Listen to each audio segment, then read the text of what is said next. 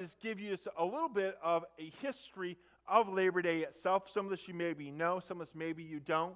So Labor Day really dates back to the late 1800s, to the Industrial Revolution. So that was the time in our nation when everything was changing in terms of the manufacturing of goods. It was the change in our entire workforce. So Labor Day came out of that, because what was happening during the late 1800s, there was getting to be more and more conflict between the laborers and the owners, between the laborers and their unions, between the laborers and their bosses, between unions and the government. At all different levels, there was rising levels of conflict. So there was wisdom to setting aside a day to celebrate the contributions of the American workforce, to look at everything that the workforce had done, the men, the women who had worked so faithfully for our nation and through the companies and the industry of our nation.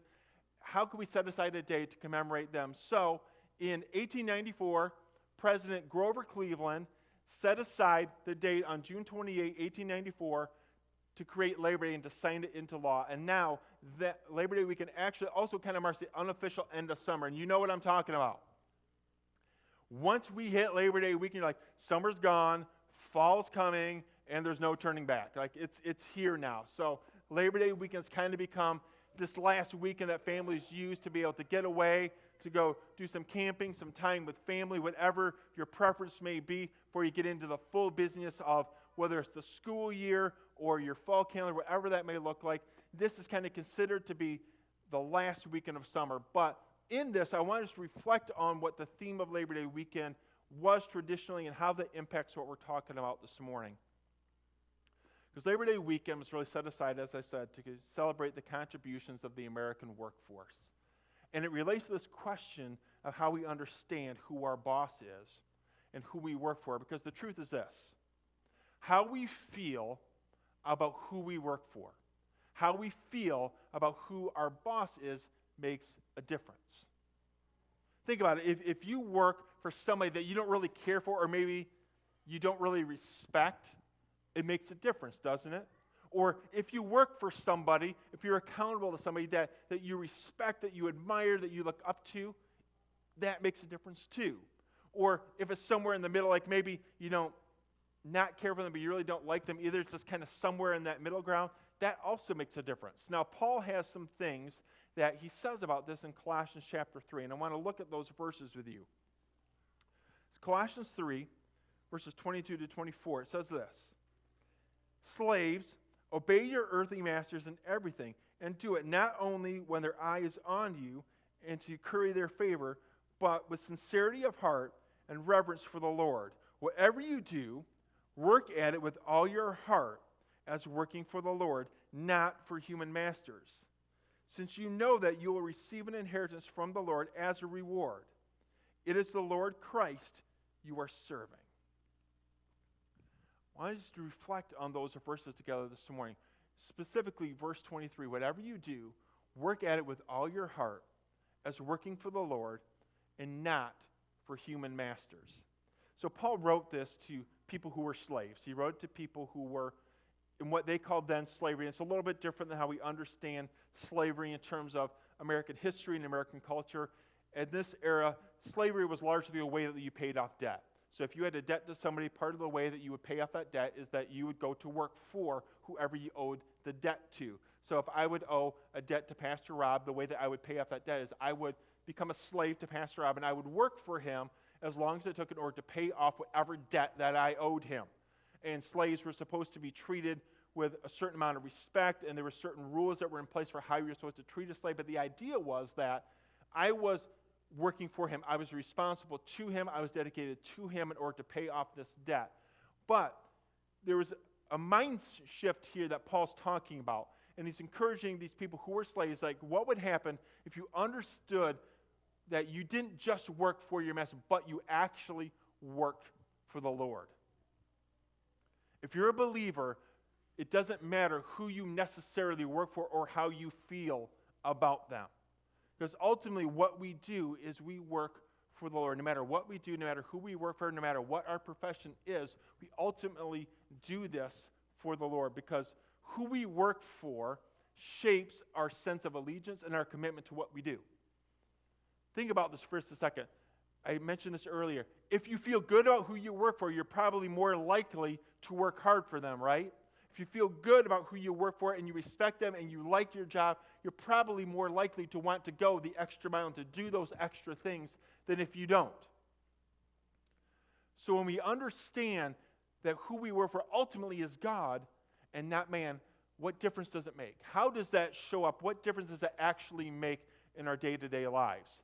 So I want to suggest just a few things to you this morning about what this difference actually looks like. And the first one is this.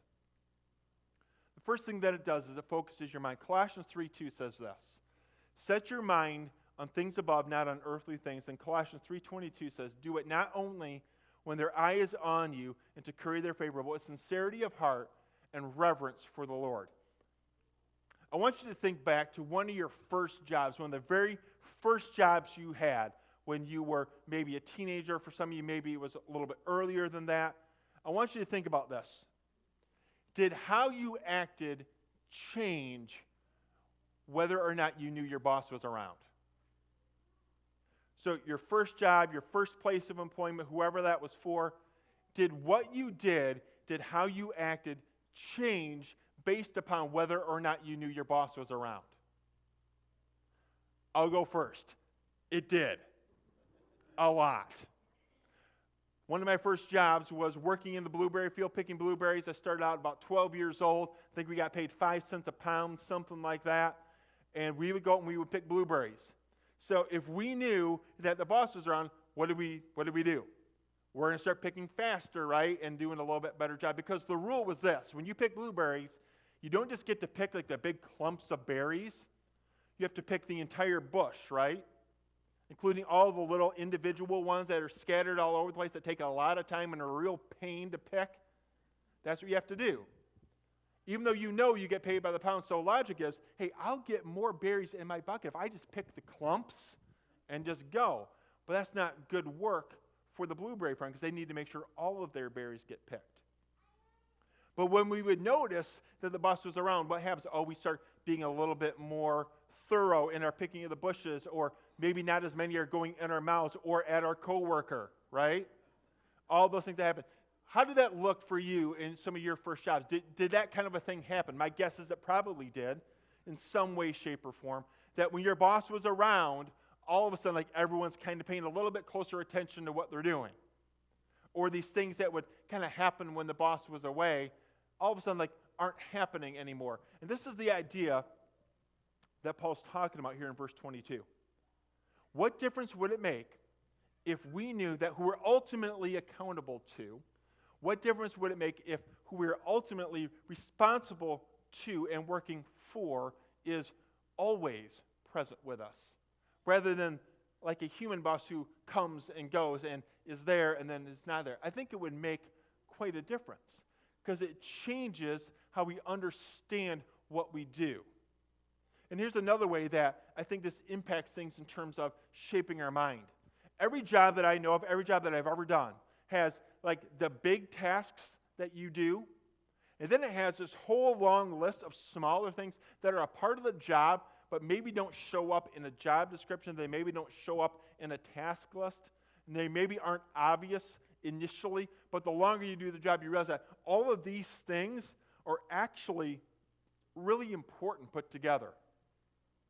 Because this is that list of little things that as you begin to maybe neglect them or not do them, it begins to accumulate, right? And it begins to kind of take a toll. It begins to add up over time. So if you take one of them individually, it may not seem that important, but you take that together, it begins to add up. And that's the difference that can sometimes happen when we understand who we work for. Because if we just see our perspective as working for our human master, our desire and our ability to do these little things changes, right? I asked you to think about this a little bit earlier this morning. If you're not really excited about who you work for, if you're not really excited about what you do, are you willing to go the extra mile and to do those little things? Probably not.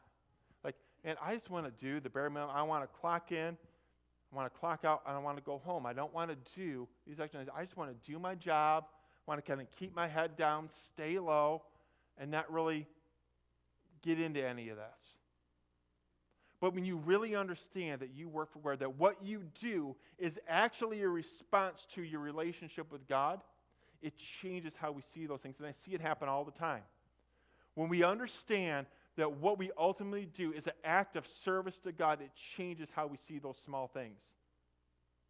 And the way that I see this happen a number of times over the years is through youth mission trips, when we would go and when we would do work for different people, when we would go and we would serve in various places. And I went with youth from this church to Kentucky, to Colorado, to South Carolina, to Tennessee, to New York.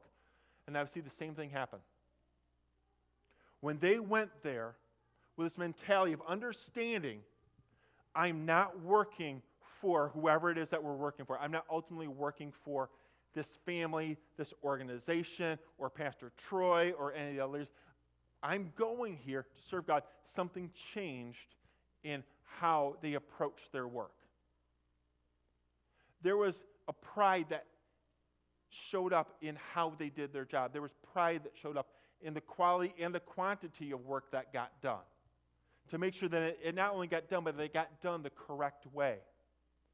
Whereas if we were kind of going and say, hey, you know what, I'm not getting paid for this anyway. I'm just kind of doing this out of the goodness of my heart, so big deal. Like, how much effort should I really put into this? But when it's not about the paycheck, when it's not about how we feel about the person that we may be serving, when we ultimately know that this is about service to God and giving back to God, it changes how we see these things. It changes how we understand our job. It changes how we understand what we do. It changes how we approach the tasks that we have. This is what Paul's talking about here in verse 22, that we understand that. It changes overall how our mind reacts to everything that we do. So I want you to think about that in terms of wherever it is that you work, whatever it is that you do, wherever it is that you are an employee. What would change if you understood that you ultimately worked for the Lord? How would it change how you see your job? How would it change how you see the opportunities that you have? How would it change how you do the tasks that you do wherever it is that you do them? Because when we focus on working for God, it shifts our mind from thinking about this earthly temporary things, those little things that can sometimes build up and be frustrating or annoying, and shift it to more heavenly, eternal things that actually matter. Here's the second thing that it does. It not only clarifies our mind, it also clarifies our vision. It changes how we see what we do, but it also helps us begin to see different opportunities around us as things that we can do to serve, and not as just obligations to be met. Here's one of the biggest differences I think happens when we begin to see things this way. It changes how we see who we work with, and it changes how we see who we serve or work for. So I want to explain that just a little bit. When we understand that we work for God and not man, it changes how we see who we work for. How many of you have ever had a coworker that you really didn't care for a whole lot? It's okay. You all have, right? For different reasons. Like I remember there was one of my first full-time jobs that I had was a summer job, and what we did is we were the maintenance crew at a housing complex on a university. So we went through and we fixed up apartments after college students lived in them. Yeah, you can think about that. So we had to go through and we had to fix drywall, we had to fix furniture, we had to clean carpets, paint walls, all these different types of maintenance things. And there was one guy who I worked with one year who had a very specific niche that he liked to fill in doing this, because here's how it worked. Every single apartment had a little punch list of items that needed to be done. So we would go to this apartment and there would be a blue piece of paper that would have all the items that need to be repaired in this particular apartment. It might be paint bedroom wall. It might be fix drywall in hallway. It might be recaulk bathtub. You can go on and on. Here's one of the items that would show up. Tighten end table leg. I worked with a guy once. That's what he would go in. He would get out the wrench. He would tighten the end table leg. He'd scratch out, and then he would just move on to the next apartment. It's like, what? Like, you got all the other stuff that's maybe not as easy and takes more time to go on to recaulk a tub or to paint the wall or to fix the drywall. But he would just skip those things, and he would go and just fix more end table legs. I don't know why, but it was frustrating. So I had to think about, so what do we do with that? How do we respond to that? And that's just one simple example of sometimes can happen with coworkers that can just frustrate us, that can bother us. But what happens if we see them less as people to tolerate or people to put up with and see them as people to be loved, people to be cared for, people to invest in, people to encourage, people to come alongside of? What would happen if we begin to see things out? Because that's what happens when we see ourselves as working for the Lord and not just a person. It changes how we can see those who we work with. And we see them less as people just to tolerate or people to help get us from point A to point B, and it helps us see them as people that we have an opportunity to love. It helps us see them as people that we have an opportunity to build a relationship with. It helps us see them as people that we can invest in and help learn and grow. It can do the same thing if you work in a profession where you have customers that you are responsible for. Any of you who work at any one of those customer service-based organizations where you have a customer base that you're responsible for, it can change how you see your customer. Because if you work in customer service, you've all had those customers where when they walk in, you can tell, this isn't going to be good. They're clearly not happy with something happened. They're upset with the product that they bought. They're upset with the interaction that they had. They're upset with something, and they're going to let you know about it.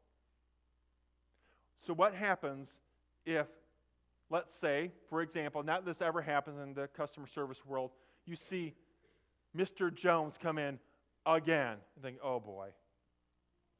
This is what happens. Like, we've been through this several times with this particular customer. They always have something that they're going to complain about, and now it's going to be this thing or that thing. What happens if you begin to see that customer not just as somebody to be frustrated with or somebody to be blown off, but someone to actually love and to care for and to actually maybe try to understand why they're frustrated, why they may react the way that they do to different things? We can shift our mind to see what we do as an act of service and actually as a response of worship to God. It changes how we respond to all of those things, and it changes how we understand the people who we work with and who we can work for. But then there's a third thing that happens. When we do these first two things, when we have our mind be focused on things that are more eternal, that are more from heaven, and less on things that are from earth, when we begin to see the people that we work with and for a little bit differently, it begins to free our heart. Because when we do this, we're freed from some of those things that could derail us, those daily frustrations, those ins and outs that happen in every single job.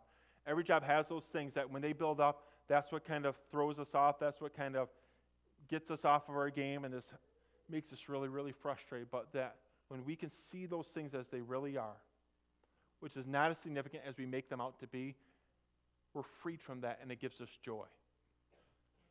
This is when we can find the joy in doing what we do. If you are working in an area where you are gifted, where you are talented, where you have some expertise, where you have gifts to use, and you have things to offer, understand that that is a place that not only you can serve, but it's also a place where you can share God's love if we begin to see things that way. Because here's the thing, I wonder what would happen if, going back to the beginning of Labor Day, it started by remembering the contributions of the American workforce, which are significant. I wonder what would happen if we would take time to recognize the kingdom impact of what we do within our professions. What if how we measured the effectiveness of our business, what if how we measured the effectiveness of what we do as individual employees was not just about the bottom line of our company and wasn't just about however it is that you measure success for your business or for your place of employment. It was more about what difference did I make for the kingdom? What impact did I make for Christ in my workplace? Did I approach my job? Did I approach what I do in a way that brings honor and glory to God? Because that, to me, is ultimately what helps understand who we work for. And it changes not only our perspective on things, but it changes the impact that we make. And not only does it change the impact that we make, it changes us because it brings us joy. Because when you see that begin to happen, when you see that kind of transformation begin to occur in yourself, in the people that you work with, in the people that you work for, and not only that, but it can translate then into your families as well, there's a joy that comes that is indescribable. Because it frees you from the day-to-day grind of work, and it can give you a joy that can help sustain those busy seasons. Because one thing that's true of almost every single profession is there are just some seasons that are just hard. The to-do list is incredibly long, and the time to do them is incredibly short, and you're just trying to do everything you can to get everything done as much as you can. If we can have this mindset of working for the Lord, it helps us get through those busy seasons a little bit easier. It helps us get through those seasons without being quite as frustrated or maybe burned out, because there's a joy that sustains us through the midst of all those hard times. So I want to just offer you just a few things that you can think about this morning to consider, like, how can this show up in your life? First one is this. What do you need to do to be able to see things this way? For some of you, if you've been working in your current profession, your current role for a long time, this may be a little bit harder because you've have maybe decades built up of how you've seen how you understood your job. What do you need to do to be able to see your job a little bit differently? What do you need to do to be able to see what you do as a place of service to the Lord and not just a job to be done, not just as a task to be accomplished, but as a place that you can serve and as an expression of worship to the Lord? What would you need to do in order to be able to do that? And maybe your answer right now, like, I have no idea. Like, I have no idea what that might look like. Then maybe the place you start is like, Lord, I need help. Like, I want to do this. I don't want to just go through the motions every day at my job, but I want to be able to do this with joy. I want to be able to do this in a way that shows your love to people. I want to do this in a way that shares love with people. I want to do this in a way that I can serve with joy. God, I need your help to know how to do that. Maybe it just starts with having one coworker that you can share that with. That you can come together and say, hey, we're going to do this together. We're going to change how we show up for our job. We're going to change our attitudes. We're going to change our perspective. We're going to change our understanding so that when we show up with this in mind and not how we have been showing up. Or what about this? Maybe some of you are thinking right now, man, I'm blessed to work in a place. I'm blessed to work for somebody where I kind of have that. Like, I feel lucky. Like, I feel lucky to be able to work in a place and for somebody where I have that joy, and I feel like we're able to make a difference in a positive way for the kingdom. We're able to make a positive difference in the kingdom's life. How does that show up for you, and then how can you share that with other people? Where do you see that happen in what you do, and how can you just celebrate that with your family? How can you celebrate that with your coworkers? How can you share those stories of the impact that you're seeing through your perspective of work? Because this kind of joy, this kind of perspective can really be contagious. We go out and we understand that in everything that we do, in everything that we are, in every place that we work, we do it as an act of service to the Lord. It begins to change things. It not only changes our companies, not only changes who we are, it begins to change our communities as well. I need to say this. This perspective and this mindset is alive and well in this congregation. You need to know that. One of the things that I've heard consistently from a lot of people is the heart of service that exists within this body. And that's something to celebrate, and that's something that is incredible, and something that we need to celebrate and affirm. I just want to encourage you to think, so what happens if that heart translates also into our places of work? For some of you, it already does. For some of you, maybe it does kind of, but maybe not as fully as it could. What would it look like to have that heart shift more fully into your place of business? And it starts with really answering that same question that we started with this morning.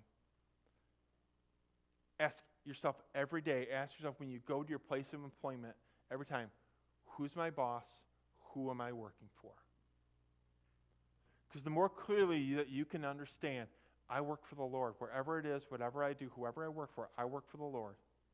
Yes, we have human bosses. Yes, we have people that we're accountable to. Yes, we have people we are responsible to.